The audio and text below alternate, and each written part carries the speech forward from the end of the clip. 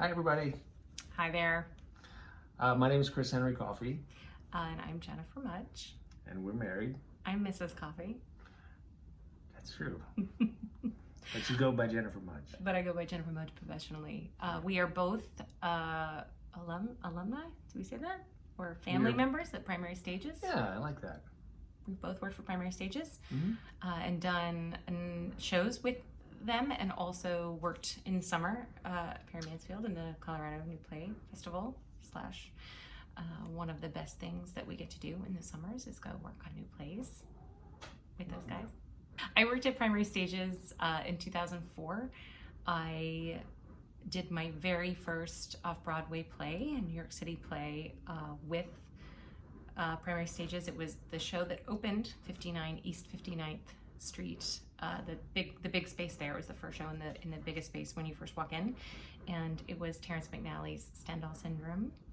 And I booked the show in the room after a certain amount of miscommunication, and then I didn't get it, and then the person dropped out. It was all a wonderful a comedy of errors that brought me into the room, and Terrence himself, said we'd very much like for you to join us and do this play, and it was one of the best days of my career. It still is. It was really an amazing moment. I love hearing that story. That was before our time. It was. I started, with Primary Stages working at Perry Mansfield, actually, in Steamboat Springs. And actually, we workshopped a play called Bronx Bombers, where I played Joe DiMaggio. And it was written by and directed by Eric Simonson, and eventually went to Circle in the Square and went to the Broadway. To the Broadway.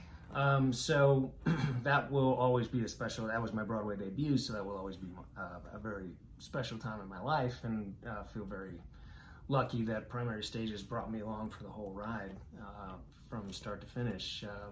And that was 2013-14. Yeah, 2013-14. Yeah.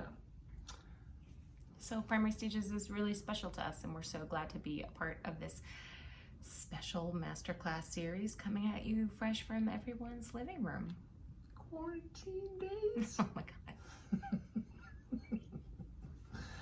We're good. This is good. I know. No, this is good. We're all here together, alone together. It's very Beckett or something. This brings us together. I started out acting. It's hard because I hardly remember not wanting to be an actor or being involved in some kind of theater, whether it was school or community theater or college or dinner theater or then grad school. I always wanted to be an actor. I studied it in college and grad school. I went to now Brown Trinity, that's attached to Trinity Rep Company. So I got my MFA with a school, but also at a professional theater company, which was an amazing experience because I got to basically, practice the craft 4 times. We were doing like 4 shows a year, and I also got to learn and be around and watch professional actors practice their craft every day, and teachers in the company taught our classes, and at that point Oscar Eustace was running it, who now runs the Public Theater, so he gave me my equity card, and I met and went to school with amazing people there, including Liesl Tommy, who was director for Primary Stages, Amanda Dannert, who was director for Primary Stages, John Douglas Thompson, just listing some of the people that I know who have run in the same circles. That's where I come from. Nice. Yeah, I started not necessarily. I guess I would say I started late in theater, and I started late in my acting career for some people.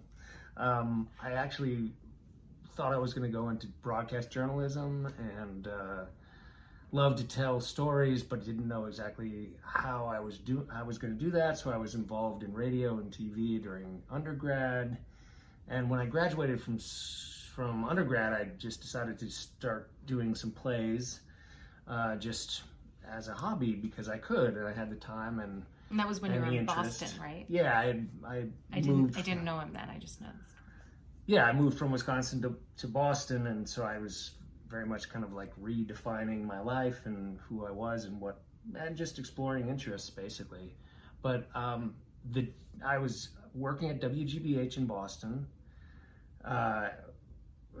and at the same time that I lost my contract there, I got my first equity job, and so that was like one of those great crossroads where I was like, okay, I could either go down that road, or maybe something's telling me to go this way. So that's kind of how things started for me, and that was 25 years ago or something like that. Whoa.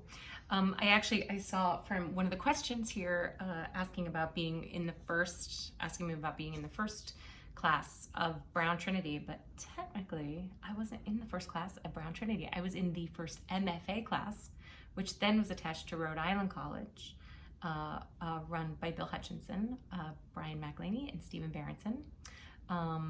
And Brian and Stephen have been running the school at Trinity ever since. They're just now kind of phasing out. So the continuity of the school is very intact. But I was actually there while it was transferring over to Brown. So I worked with Brown playwrights, and that's when Paul Vogel ran the program. So it was a very interesting and exciting time to be at Trinity, and with all the new things that they were adding, and realizing the advantages of an Ivy League school and a rep company. And RISD also was involved. I think they still are in design elements. So it was really an exciting place to be. And I'm literally from Rhode Island. So it was like to be in my own backyard and to be a part of something in a very small state. But to also be definitely a Rhode Island girl while all that was happening was pretty thrilling. I have one funny story that comes to mind about working in primary stages, and it has to do with working on Bronx Bombers with C.J. Wilson, who played Babe Ruth. And C.J., if you've ever met C.J., he is one of the greatest characters and one of the funniest guys I've ever met. And he loves doing impressions, and he also loves to make people laugh as much as possible, especially if you're acting with him on stage. And as Babe Ruth, he always held court at the table. And so his whole thing was he would sort of hijack everyone else at the table, knowing that he, had everyone's ear, and, everyone was just sort of waiting for what was next, what would be next coming out of either his mouth or other places. Wait, was he improving, or was yeah, he just being goofy? He would be like, hey, what are we doing? He'd be like, what are you saying? And he'd try to make anyone else. Boys, right? He would try to point at people and be like, what are you looking at? Did you do it? You did it. Which he could get away with as Babe Ruth. Yeah. But you all didn't. All of you didn't get away with not letting the audience know that something was going on at all times. That's right. I will say. That's what CJ would do. He would point at different actors during the scene as if they were the ones who farted. And so you never knew if he was going to point at you. Professional. And what was going to happen. Where did he go? Didn't he go to Juilliard? Isn't he a Juilliard dude? I'm not sure. Yeah, I guess. Or NYU. He's so that's what they teach there. Yeah. When we were doing Stendhal Syndrome, Yul Vasquez was one of the actors, and he was playing this like crazy dude. We were all supposed to be in Italy, and he was playing this crazy dude who kept trying to hit on me. And sometimes he was like a character. It's always the character people that can get away with the funny things. And one of the things he liked to do was just deliver a line completely as Christopher Walken. Like, he did a perfect impression. I know a lot of people do a good impression. I don't. But he would do it so perfectly. And it was Isabella Rossellini and Michael Countryman and me. And I was just always, and also I could kind of get away with laughing. But you could see Isabella like smile a little. I think she probably knows Christopher Walken. Yeah. And it was just I just thought it was amazing and hilarious and very fun. And also it was the first time, because it was my first show in New York, where where I would hear a laugh. I'd be like, oh my God, that guy laughing sounds like Nathan Lane. And then it was Nathan Lane. And then it was. So the Terrence McNally show, or like Tommy Toons. yeah. So I was just like used to hearing about people, but they didn't come see shows I was in until that, you know, now it's New York, but it was quite an experience.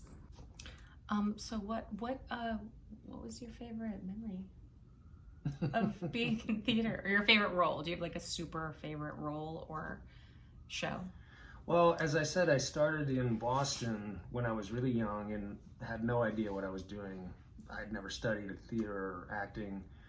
And one of my first mentors was a woman by the name of Nora Hussey, who ran the Wellesley Theater College, Wellesley College Theater program. And she kind of brought me there under her wing and taught me all kinds of amazing accents, and I got to act with a bunch Can of you do any for us? cute girls. Can you do What? any accents for us? No, I can't remember any of those. No, it was. So you started acting. was- You started acting to meet girls. Yeah, well, that was, isn't that how it always happens? That's how. Well, and that's how we met. That's how we met. That's true. Was It is how it acting. went. Was Yeah. pretending to Yeah. be a couple. We were in a very sweet romantic comedy independent film that that was shot in 2004. Yes, And, in the summer of 2004. Yeah, and it starred Jennifer Mudge and Rita Moreno and Michelle Hurd and Josh Stamberg and myself. And it was a very sweet romantic comedy about a girl who gets the guy in the end. And initially it was Josh Stamberg. Uh-oh. And I played his brother. And by the end of it, I actually did get the girl in the movie. You did. And then a year later... Well, a few years. It took a few years to get the girl. Few? Couple. Reshoots. Reshoots. Yeah, the Fateful Night was the reshoot. It was a strange combination of events that sort of brought us back together. They had to do one specific shot that they didn't get in the original shoot. Which was the kissing. Just scene. happened to be like the big romantic scene. And so they used that as sort of a wrap party as well. So we shot the scene, and then we found a bar and hung out for the night and drank lots of gin and tonics. And nothing happened. But we except reconnected. that except that we realized we were like, Yeah. oh. Yeah. Oh. And so... So you did theater in Wellesley to get girls. But then how did you end up in New York? How did I end How up did in you New end York? up in New York? Oh, you went. I know what it was. Yeah, I wanted to go to school. No, I moved to New York by way of Circle in the Square. I went to school there, enrolled in the program. As I said, I didn't study theater, so I really, if I felt like I wanted to pursue it, I really wanted to get an education in it, understand a technique, whatever that meant. At that time, I had no idea even what a technique was. I'm like, what could possibly be defined as a technique in acting? It really actually still sounds weird to say a technique. I know.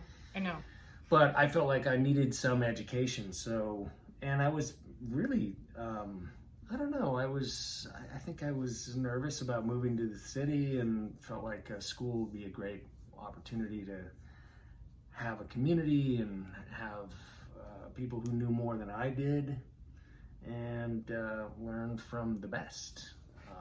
And I had some great teachers at Circle in the Square, but I only lasted a year there, and then I went to the Yale Drama School. The what? I know. I ended up... We never heard of it. During the year, I was like, I don't know if this is the right program for me. And I auditioned for Yale and ended up getting in there. And so the next year, I packed up, left New York, moved to Connecticut, and then spent 3 years there.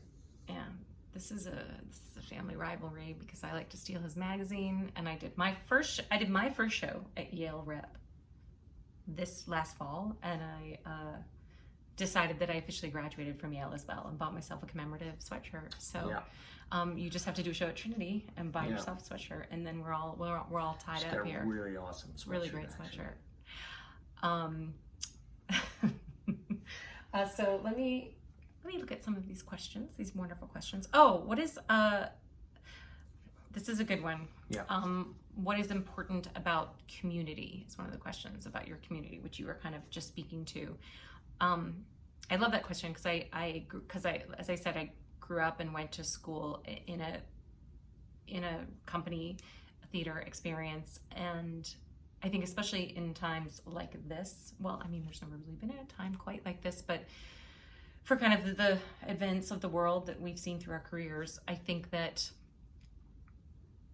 being a part of a community like this, one that is full of artists and designers and you know, every kind of discipline, storytellers is what we all are, really. The seriousness of what is happening in the world at all times, but also being able to come at it at whatever angle that we're telling, whatever story we're doing, whether it's humor or a musical or drama. It's hard when you talk in these terms, right? It's like what you said about technique. Like it feels kind of cheesy to say, well, it's therapeutic, or it's kind of what being alive is about. But those are the things that I truly feel. I was doing Noises Off at Trinity Rep on 9/11 on that morning, and I remember, I mean, I know we all remember exactly where we were that morning, and they actually decided to go ahead and do the show Noises Off, 3-hour-long farce. And I was very young. It was the beginning of my career, and I also felt like, no, why are we doing anything? I'm worried about people in New York, and I'm worried about just everything and what's happening. We didn't know what was happening. Planes were getting grounded. It was, a very huge day, and they made the decision to go ahead and do the play, and the audience who did come to that were so amazing. It was amazing for us. It was amazing for them. We did a great, Tim Crow, one of the senior members of the company, did an amazing speech about kind of referencing the Blitz and World War II and how in times of crisis and tragedy, how healing theater is, right? That's why it was invented. The Greeks used it for healing and for therapy. And I mean, they invented all those words. All those words come from the Greeks. So it ended up being kind of an incredible week and an incredible run. We collected money for all the various causes, and it was definitely very healing for everyone that got to come and laugh together and just kind of recognize humanity, the good in humanity, and have fellowship. Right now, of course, what we do is so theater is not something we can practice truly in its purest form, and that is feels so unmooring. I mean, like much of everything that's happening right now, but because it's just something that is always there for me, whether or not I'm doing a play, because it's not like we're 100% always doing a play, but it's always something that is there for you. And this is the first time in my life and career where it's just not a possibility, and that, I mean, I think we're all kind of doing something like this, a lot of Zoom meetings, a lot of brainstorming things of like, how do we keep our community going forward at this time? And it is literally incredible, the solutions that people are coming up with and the connections people are keeping. All of us lost our jobs. It's an entire community that has lost all their jobs, and so there's fear and uncertainty and all that, but I think that we do all have each other, and to be a part of this community, you do always know. I mean, on a first preview, you know that your cast will have you when you drop that line, and your crew is back there helping you to not screw up and making everything go seamlessly. So in a way, we're very well practiced in caring about each other and picking up when someone falls and finding a way forward. We're very uniquely positioned, I think, in an art way, in a heart I remember feeling like, what does being an actor mean, and how do you become a successful actor, both as a career and as an artist? And I relied on mentors and people who knew so much more than I did for so much of the early part. Well, I mean, really, it continues on, but when I think of community, I think of people that I really respected and was just so. I felt like I could just be around their presence and learn from them and feel like I grew through them as an artist and an actor and as a person. And so for me, that's always been I don't know, I think I always felt like I was playing catch up. Do you know what I mean? Like I didn't know I wanted to be an actor from when I was 5, or I wasn't doing, little skits in my garage when I was a kid or anything. I just So really, I'm like 15 years older than you are. In acting terms, yeah. I could play your mom. I probably will one day, because that's how it gets cast. Wow. Is that how we're going to do Hamlet together? That would be so weird. No, let's not do that.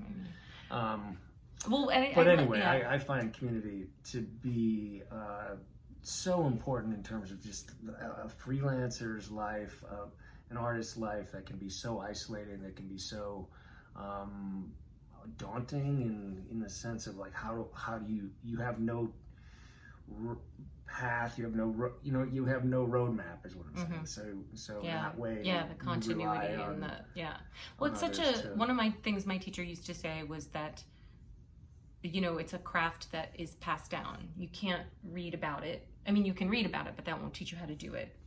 It's literally something that has to be taught to you and shown to you by those who have come ahead of you. And one thing he would do very specifically is draw. And he went to Yale, so we're on the same tree. He would draw his line, his lineage, his actor lineage through Bobby Lewis and through who's this other teacher? Yeah, all the way to Stanislavski. It's a thing that all actors like to do and can do, is draw their, draw their teaching line up. So it is something that is passed along through the generations. And my teacher was Earl Gister, and Earl was, we bowed at Earl's feet as students there, and he, was a master teacher and had so much to offer us. We could not, we always, would kid with each other, like our hands hurt so much after class.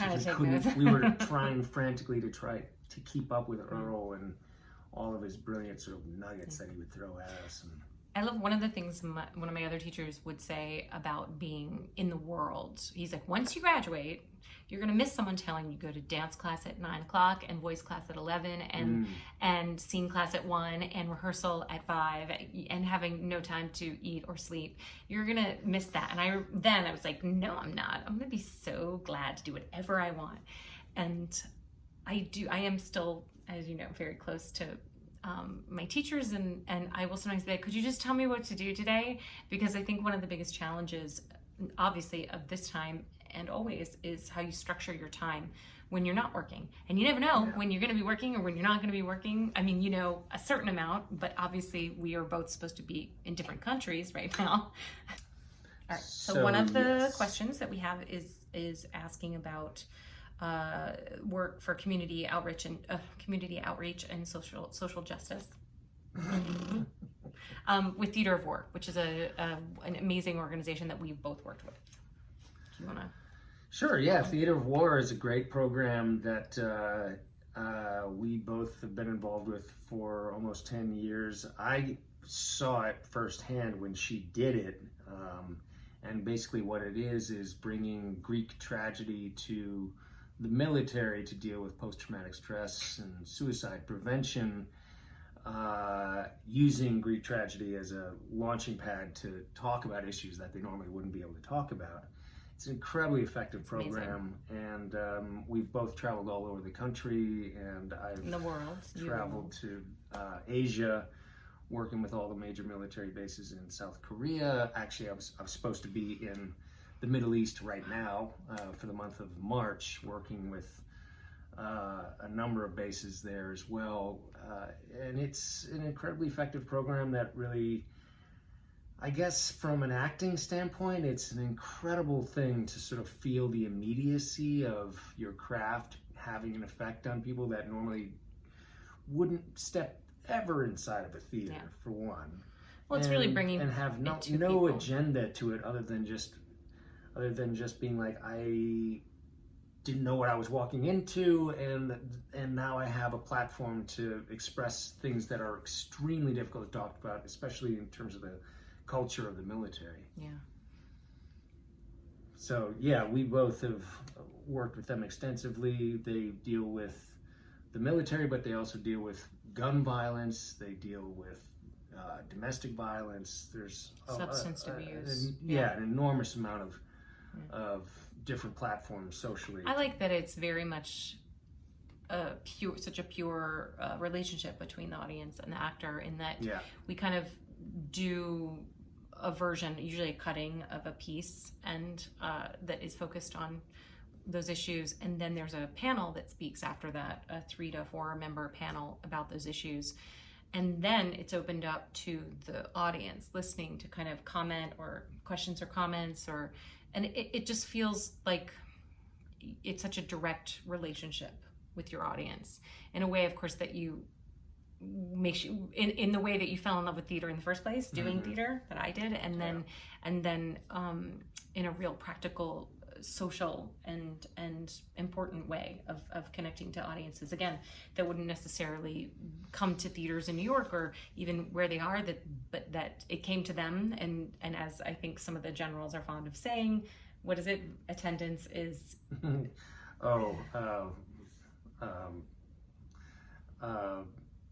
it's not voluntary.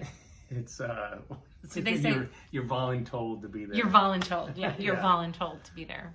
But there is a sense of being in the theater after a long time in New York, and I don't know if jadedness is the right word, but there's a sense of guardedness about how the audience is going to feel, or how you're going to be reviewed, or you know, the response was so cold to something that you worked really hard at, and there's a sense of just walking into these spaces and there's zero agenda other than wanting to be a part of the conversation and feel like you are contributing in a certain way that uses your talents in a similar and different way as we normally would as actors. And again, that immediacy with the audience is something that is really powerful. That's great. I also, one of the questions talks about working with companies, and I love, I trained at a company, and then I've worked with a few companies.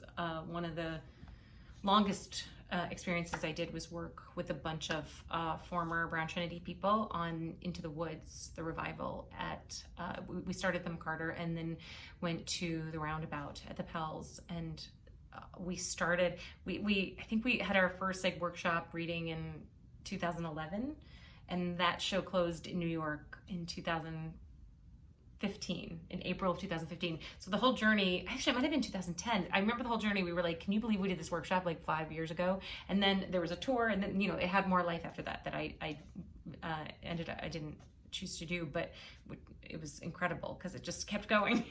But one of the things then when you're working with people who have the same training and come from the same home team is that you do have a certain kind of vocabulary of being in a rehearsal space and in how you want to put together a story. And one of the questions also talks about working on a new play versus working on a revival. And I think one of the things that ended up being successful on that project was that we approached it like it was a new play. We approached it like we all didn't have the PBS grade performances of the original Broadway show memorized, which we all did. But we tried to forget that, and we tried to really meet the piece new with the 10 of us, because it was very stripped down. Just the 10 of us and one piano, a few more instruments, and a single set inside, no trees, no real trees. And we ended up getting permission to change some of the book. We ended up getting permission to add some of the songs that had been cut out in the original production. And we basically thought we were going to get sued and or fired through the whole first bit at the McCarter, which I know you remember. But I think as painful as that as some of the growing pains were doing that, one of the wonderful things that ended up serving the piece so well was that we weren't being reverent.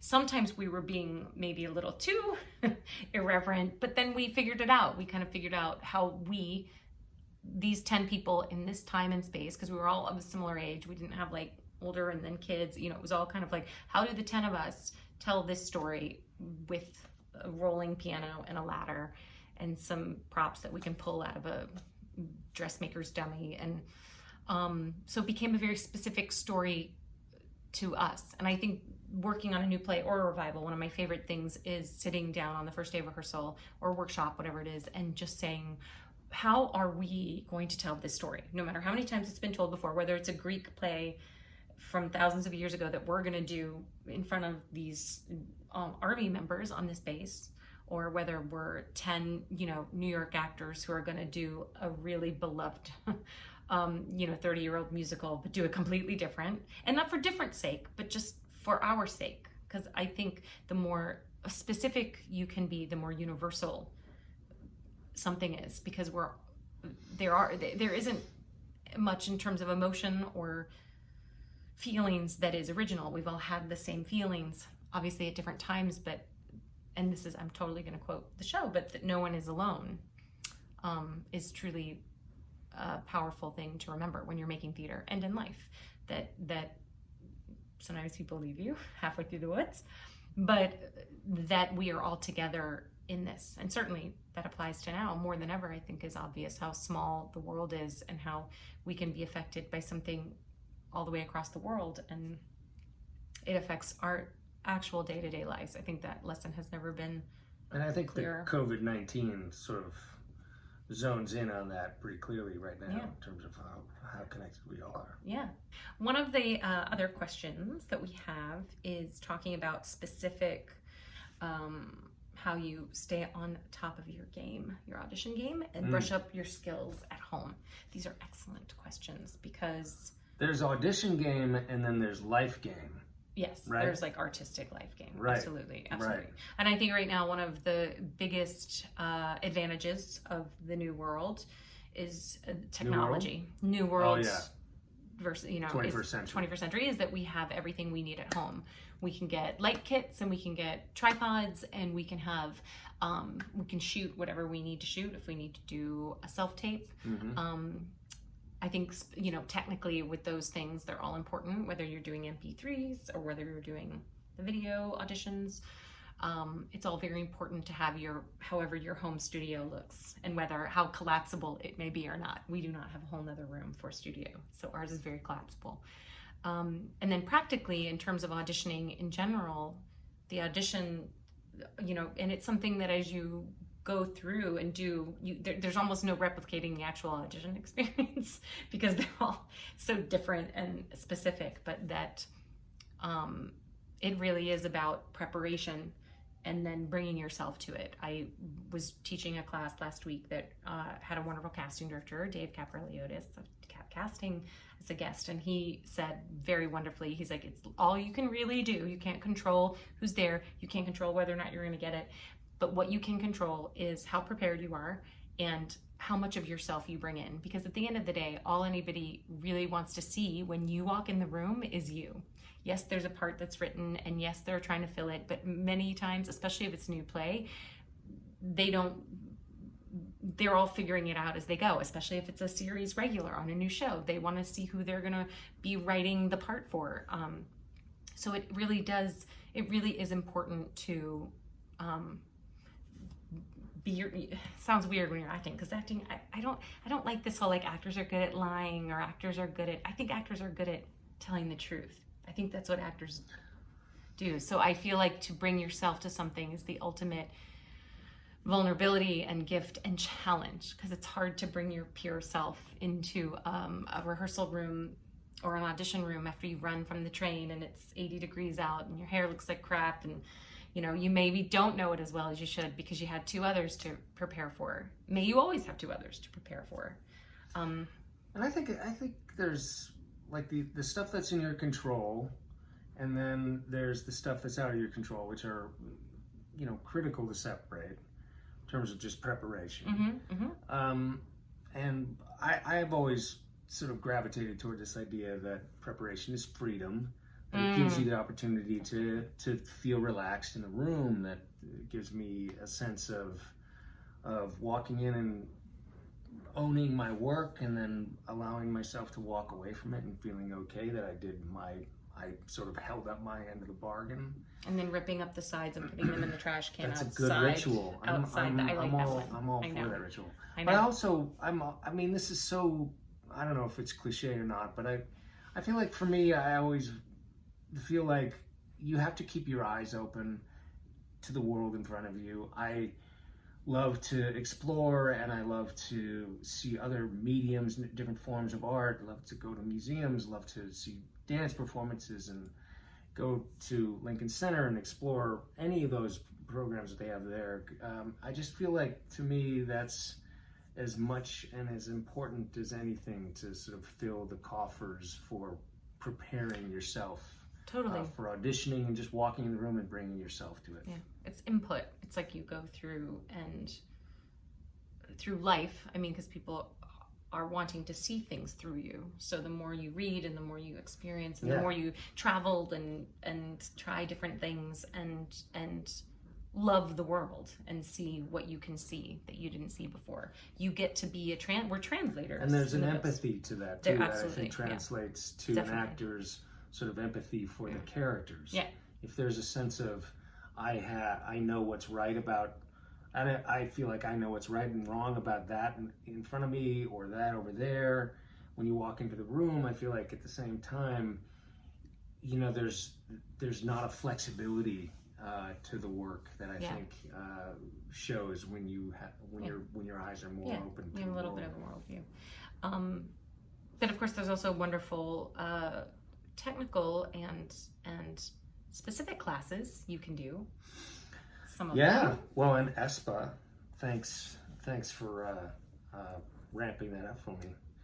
I was lucky enough to teach a monologue class at ESPA, which is an incredible I got a wing of primary stages that is so about bringing in professional actors who are working and giving of their craft to young actors.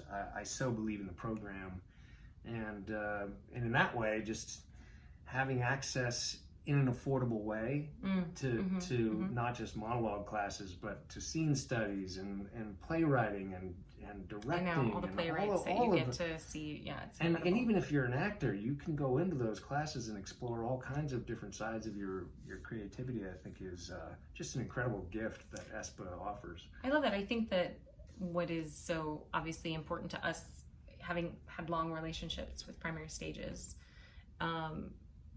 is because of the educational part of it, is because of the new plays, because new plays are so amazing, and you get to work on and create things and be in our home of New York City and be with an amazing staff and creative teams and artistic directors, and it does feel like a place that we always have to go back to and be a part of, which is amazing. Going back to that, or one of the first questions about community, I think Primary Stages is a prime example of an off-Broadway company that has a sense of community unlike anything else that I know in New York.